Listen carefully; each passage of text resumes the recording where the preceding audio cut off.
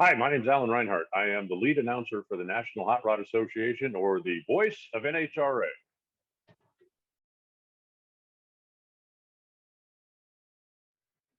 When I started down this career path, I'm actually a heavy equipment mechanic. I was working for the largest subcontractor in Southern Arizona, taking care of their fleet, all of our trucks, all of our equipment, all of our underground, all of that kind of stuff. And I was announcing at my local racetracks on Friday and Saturday night after work. And that was the way that I kind of got my foot in the door, got to get a little experience, and then was able to meet some people and make some contacts. Almost everybody I know in the business was doing something else. It's kind of like, the actor that used to work in a restaurant. You've got to have a way to pay the bills while you're doing auditions, while you're trying out, and while you're trying to find a break to get into the industry. Most of mine has really come on the job. I started doing this as a hobby a number of years ago. Had some really good mentors along the way that pointed me kind of in the right direction. But as far as education, if there's somebody that's looking to get into broadcasting, there are a lot of ways you can do that, whether it's sportscasting, whether it's newscasting. The biggest thing is to be comfortable in front of a camera, be comfortable speaking in front of big crowds, because that's what I do. If you don't feel comfortable talking to a large group of people, then this might not be the line of work for you. I tell people all the time, I'm the class clown that found the way to make a living being the class clown. I get to talk to people, I get to have fun, I get to interact, and I've been able to make a career out of it. My hands. I worked as a mechanic and I ran the fleet shop for the biggest subcontractor in Southern Arizona for a number of years.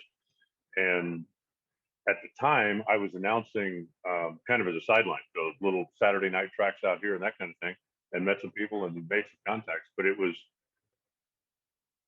comforting to know when I decided to take the leap that if it didn't work out, I wasn't going to start. I could always, and that's one of the things we have. NHRA has what they call the Youth and Education Services. One of the things that they're heavily involved in is steering kids toward, potentially like a technician, because there's a tremendous shortage of technicians right now, and a senior technician can easily make 100 grand a year and do anything they want. So anyway, but when I got away from doing the hands-on stuff, I worked for a race team for a while, and then when I came back to Arizona, it's like, okay, I got to have something to do. And so, a partner and I started a business that it seemed at the time we were going to be, making millions, driving Ferraris and having, you know, private jets. It turns out I have a really bitchy clubhouse. That's what I really have. So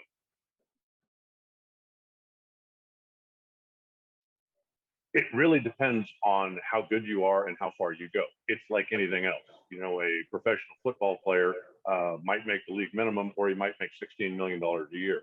I do quite well for myself, but I hold the position that is the highest in my field.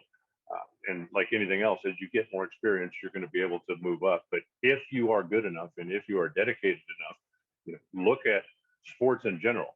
Look at the sideline reporters, the announcers, the people that are covering the Olympics, that all of those people are making a very decent living, but they're at the top of their profession.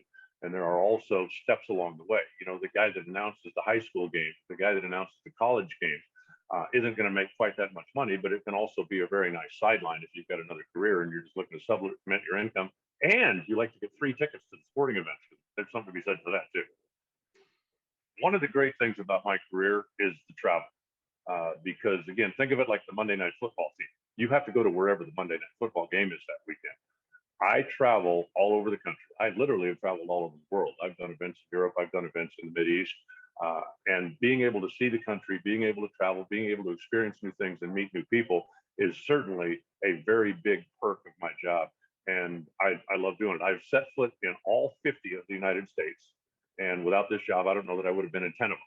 But I very much enjoy getting out, new cultures, new places, new people, and being able to see the world with somebody else paying for it is pretty nice. If I could impart one piece of advice, and I speak to students a lot through the NHRA Youth and Education Program, and this is always the last thing that I say: treat every day as if it's an audition, because somebody somewhere is watching you.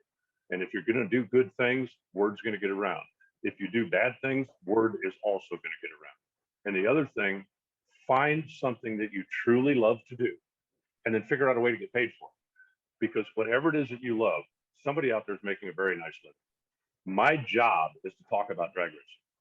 They buy me plane tickets, they rent me cars, they put me in hotels, they pay me to watch drag racing. And while I'm watching, I've got to talk about it. You'll never hear me get up in the morning and not want to go to work. And everybody out there knows somebody, might be a relative, might be a friend, maybe it's your buddy's dad. Every time you see his boss is an idiot, his job sucks, he can't, just don't be that guy. I get up every day and I go to work watching race cars. That's my job. And when I'm not working, I own a machine and fabrication shop. So I'm working on race cars. Every day I get up and I love going to work. Figure out a way to do that.